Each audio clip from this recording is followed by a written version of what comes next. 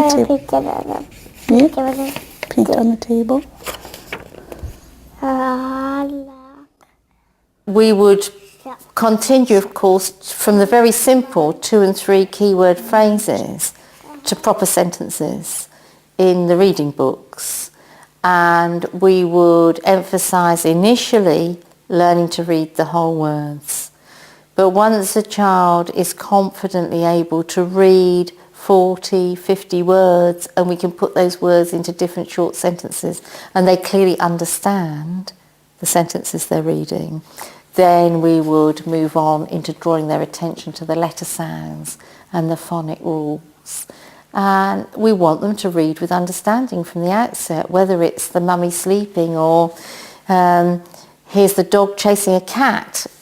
Whatever level the sentence is at, we'd be always ensuring the child understands the print, that they're reading for meaning. So it leads into real reading and learning about phonics and spelling. 3 or 2 apples. Okay. Can you find 2 apples? The apple tree. You do certain things. You put the words up in the house. You start leading the child into sentences. You start decoding at a certain time. And we did those things. The thing is that William started liking books on his own. And William started picking up his books on his own. And then he took off. And then he decoded a large word that had 4 syllables in it. That blew me away. 2 summers ago. And that's when I realized that he could now do it on his own. Reading is a part of his life. His mother made sure of it. I mean, it's enhanced our house is a library. And wherever William turns, there's a book. And he could grab, and there's one at eye level he can grab. I mean, and when he goes to bed at night, I must sit and read with him. It's just as much enjoyment for me as it is for him. I'm excited about him as a reader. I don't think he's ever going to have a problem with reading. He'll continue to blow them away. Of course, parents are extremely not only proud of their children's progress, but very pleased when their youngster is learning to read and has a small sight vocabulary they can read. And I don't think this is only because it will surprise people, given that the youngster has Down syndrome. More importantly, it's a demonstration for parents and everyone else that this child can learn. And so I think people should be very proud of their children. It's small steps, but in the right direction, and it raises people's expectations that the child can learn. We've got long-term evidence from the children we've worked with through the school age that immersing the children in a classroom curriculum which continues to use print to record their work from the lessons, to record what they want to talk about. If we immerse them daily in reading and writing activities, by the time they're teenagers, they not only have better spoken language in terms of more vocabulary and better grammar, more grammatically complete sentences in their spoken language, they also speak more clearly. They are much more intelligible. Dear boy, is that the earth around? It turns around the sun, escalated Mexico. That can't be true. People are amazed at how well she can read, and I just say to them, expectations. You have to have high expectations. Don't look at our children and assume they won't be able to do anything, because they can do a heck of a lot more than any of us ever imagined.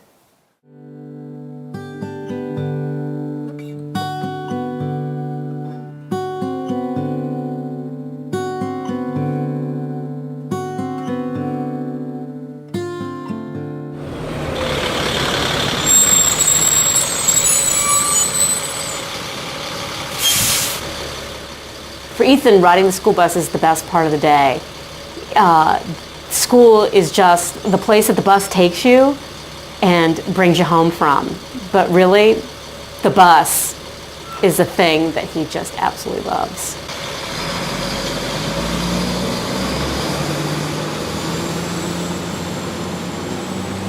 I wasn't really sure how Ethan would be in a regular kindergarten setting with 24 other kids and not as much structure, not as much individualized attention, and I know that Ethan has a lot of trouble transitioning, and I knew that kindergarten would test that.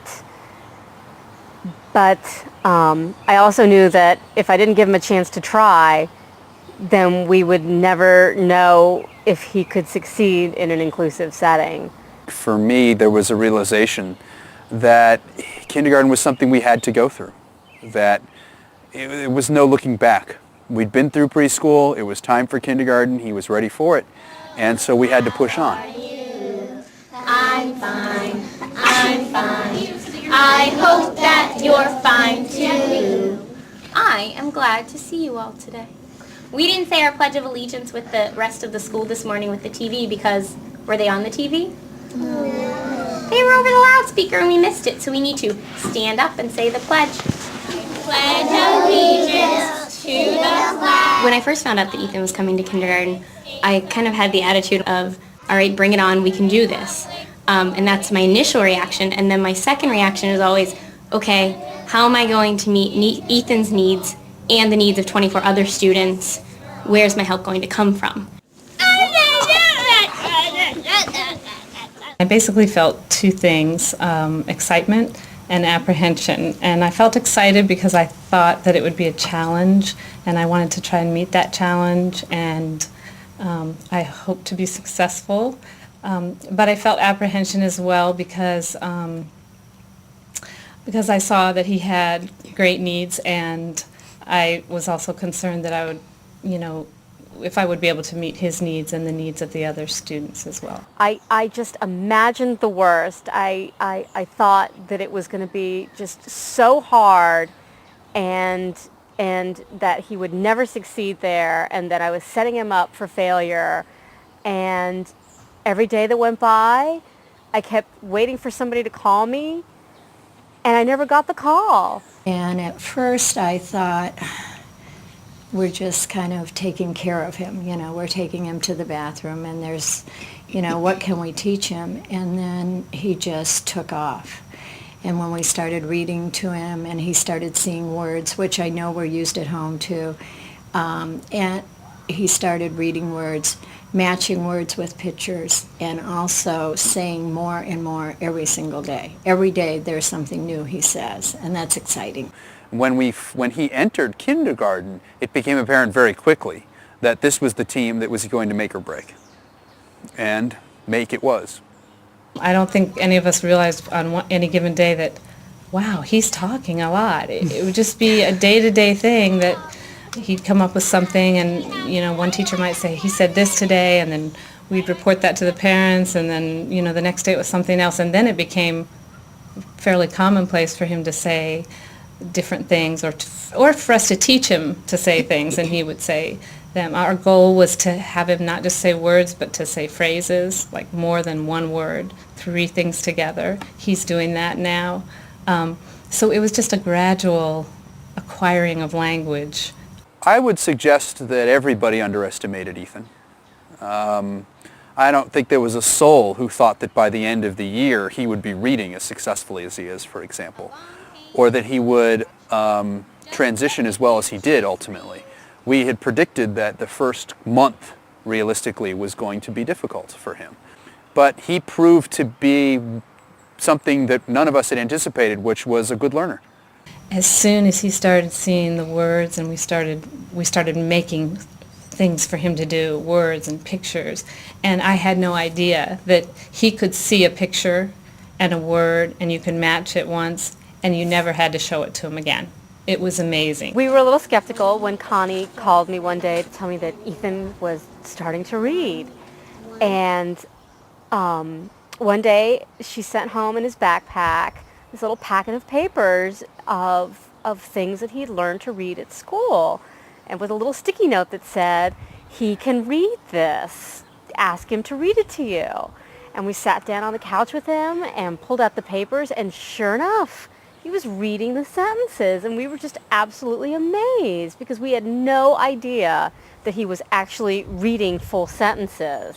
He's participating in the activities. He plays number bingo, and He knows which numbers to put it on, and sometimes the other kids don't, and, he points to them. He comes to meeting and he participates. There's almost